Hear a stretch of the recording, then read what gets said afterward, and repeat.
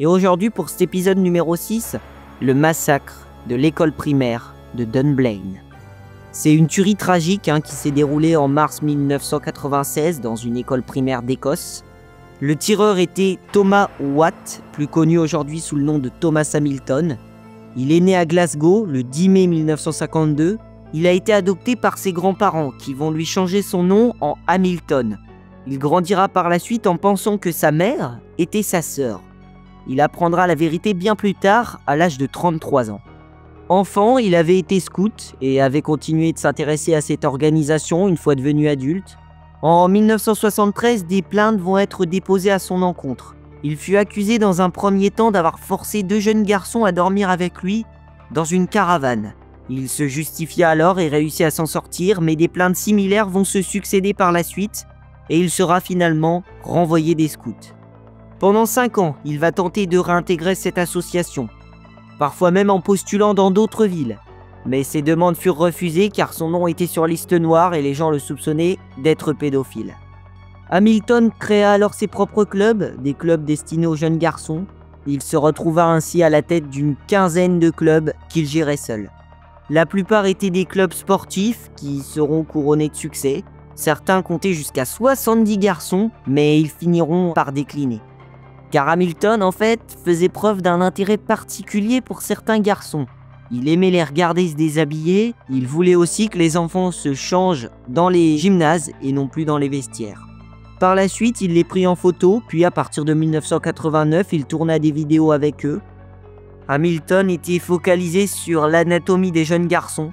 Sur les murs de son logement, il avait accroché des centaines de photos d'enfants en maillot. Alors après avoir mis en place des stages de gymnastique, il mettra en place des activités de natation destinées à des garçons de 9 ans. Dans son club, les enfants étaient mal nourris et étaient vêtus d'une façon inadaptée. À partir de 1991, ces activités seront régulièrement contrôlées par la police. Un an plus tard, en 1992, sa grand-mère qui l'avait élevé mourut et son grand-père trop vieux intégra une maison de retraite.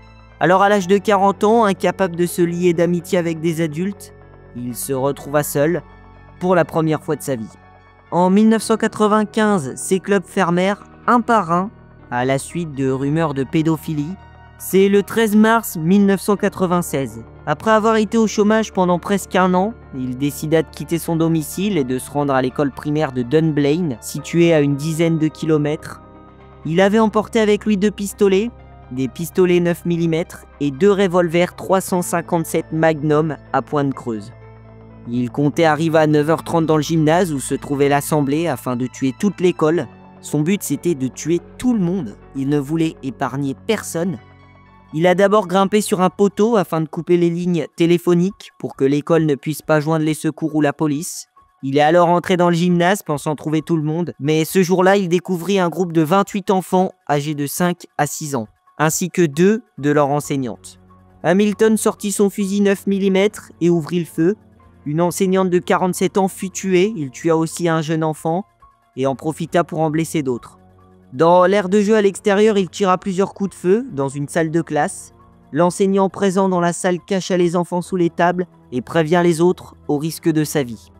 Un certain nombre de trous seront trouvés dans les chaises des enfants. Hamilton avait essayé de les toucher à travers les tables. Il a aussi tiré sur un groupe d'enfants marchant dans un couloir et blessé un autre enseignant.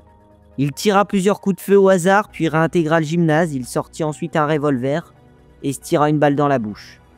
Sa fusillade aura duré entre 3 et 4 minutes. 15 enfants et une institutrice seront tués. En tout, il transportait 743 cartouches et en a tiré 109.